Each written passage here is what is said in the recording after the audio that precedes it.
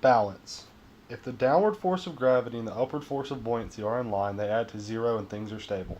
Slide backwards on your boards though, and the downward force of gravity moves behind the upward buoyant force. When these two opposing forces get out of line, the board will experience a torque or twisting force. When you move backward, the torque twists the board so that the nose begins to go up and the tail begins to go down. This changes the position of the water displaced by the board and also changes the position of the buoyant force. The board rotates until gravity and buoyancy come into line again. By shifting your weight relative to the center of mass of the board, you can tip your board nose down, nose up, right side, or left side. Density of water, buoyancy. Buoyancy is an upward force created by the still water pushing up on the board and is known as a hydrostatic force, which is a force exerted by a liquid at rest.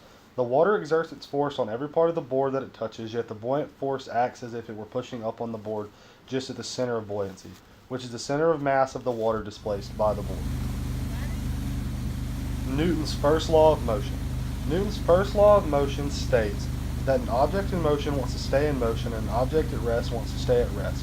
In this case with the surfer, the surfboard continues to move forward in the water because it is already in motion. It would not stop until an unbalanced force acted upon it, such as the surfer hitting a wave that knocked him off.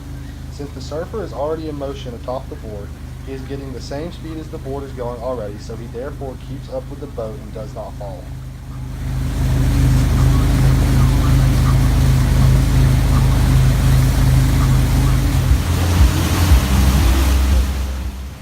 Torque.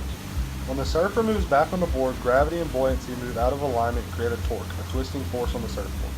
The board rotates till the force are realigned. The surfboard rotates till the buoyancy force through the center of mass of the displaced water is aligned with the gravity force on the surfer. As the board rotates, the center of buoyancy, the center of mass of the displaced water, moves toward the back of the board. If this is not done properly, then the surfer will fall off. When buoyancy and gravity are again in alignment, there is no longer any torque.